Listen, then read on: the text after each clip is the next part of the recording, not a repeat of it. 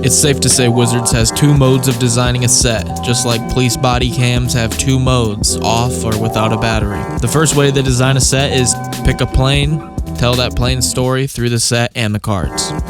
It's a solid way to do it. And the second way they do it is they pick a theme or a trope and fit that into a plane. We want a horror set, Innistrad. Monster movie set, we'll go Ikoria, that works pretty good. Murder mystery, we'll just go back to Karlov and it'll take place in a Clue-like manner. That'll be perfect. And with the upcoming Thunder Junction set, it's safe to say this second type of set design isn't probably going anywhere anytime soon.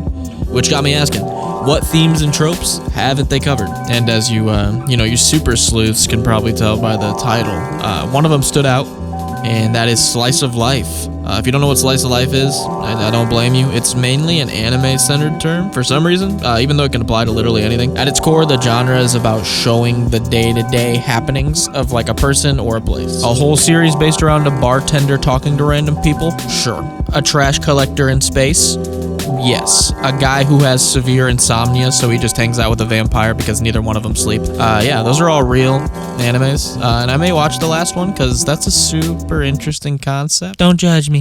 I know this girl. She a real good girl. Do you not see how this could translate over so well to Magic? Idiots! Idiots! Take all these monsters, abilities, spells, MTG tropes, and figure out how they work in a slice of life mundane setting. Sounds amazing. The real question is, would this actually work as an entire set? And I think I can definitively say yes, it can. So let's get into why. Starting with some questions that immediately popped into my head. Wasn't Lorwyn or Strixhaven Slice of Life?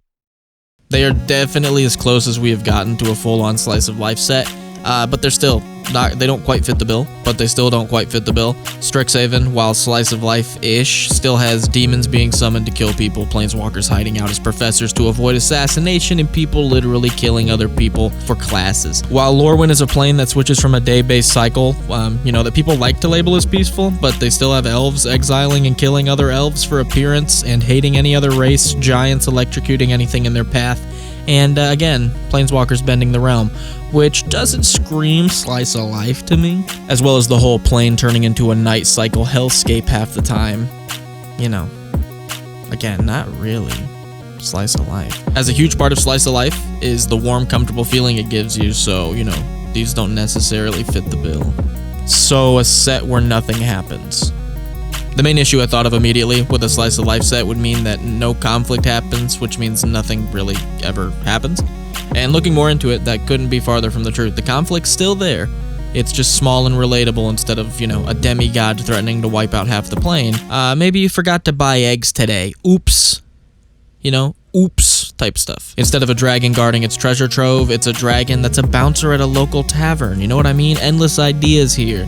And as far as overall story goes, there really isn't just one big linear story, but instead just all the stories of the civilians and the place we're looking at itself, which I think is really cool. What would the appeal of a set like this be? A Slice of Life set has plenty of appeal, just like Chick-fil-A sauce. My God, is this stuff good. Anyway, I can never go back to mayo. Slice of Life has tons of pros, the first of which that came to mind was world building. A set like this would let you look into the most niche day-to-day aspects of a plane and really make the player feel like they're a part of it and really flesh out that plane and make it feel more lived in. This could even branch off into making Slice of Life sets for pre-existing planes, like going back to Ravnica, but taking a Slice of Life approach to it. I think that'd be awesome. Also, how Wizards would have to approach a set like this design-wise is a major reason a set like this would work. How would, say, Haste translate over to Slice of Life? What would a dragon's job be in a non-hostile Slice of Life setting? Lots of funny card art, fun themes, ideas. All around sounds just like a fun set, which I think is a very big factor for why this would work. On top of it just being peaceful and relaxing, I think overall feel would be the big draw to a set like this. Keep in mind, Slice of Life does not need to be a human thing. Think back to the Insomniac and the Vampire. Fantasy Slice of Life is definitely a thing. Instead of multiverse-ending wars, robot slaves, the ruthless wilds, and murders in a haunted mansion, we'd get real emotions and real connections and real people and beings that live in this world, which I think is really cool. How would this set look? I want to talk about two artists I have found online that have encapsulated what a Slice of Life Magic set could really look like. They seriously tapped into what I was thinking perfectly. The first artist being sims.art over on Instagram. His links are down in the description. His art focuses around a witch and her ghost cat. She plays guitar.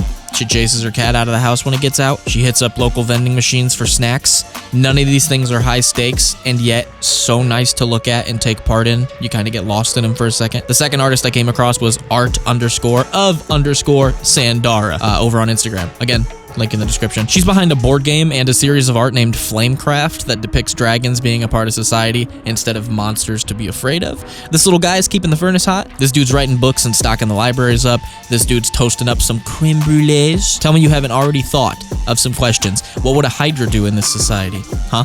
What would a high-functioning Sigma Warlock's morning routine look like? How would potions and portals and all these cool, like, wizardy, magical elements apply to an everyday, mundane society? I think that's a really cool question. These two artists make some fantastic work that perfectly encapsulates what a slice of life set could look like with fantasy elements.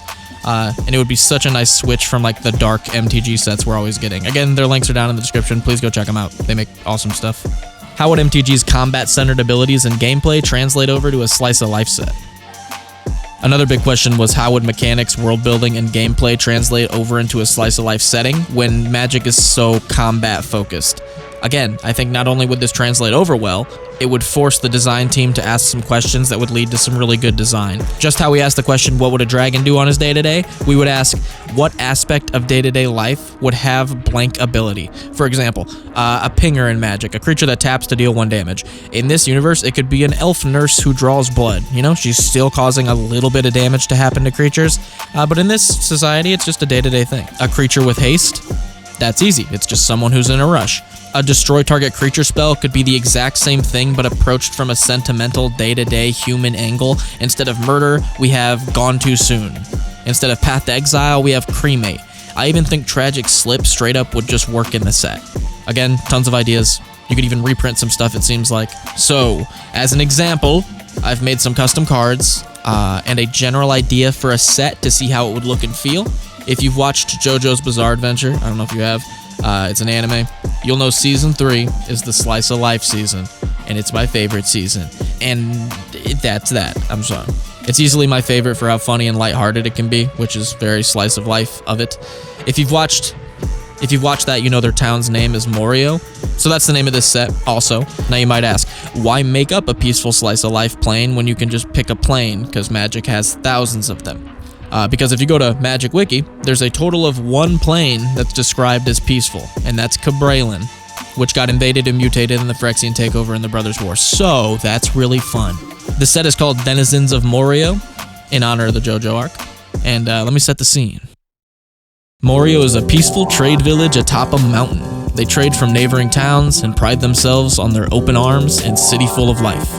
Being on top of a mountain, Morio trades food and services from neighboring cities through airship. The best day of the week is when we hear that engine. Inside the town, you'll find dragons, witches, elves, wizards, foxes, and the lot living their lives. You might find a local dragon in his garage working on an invention out of scrap metal he found around town. Now this could make something slightly okay. Or a wizard on an internship. Maybe you'll run into a shade that's job is to walk ghost cats. And I'm not kidding.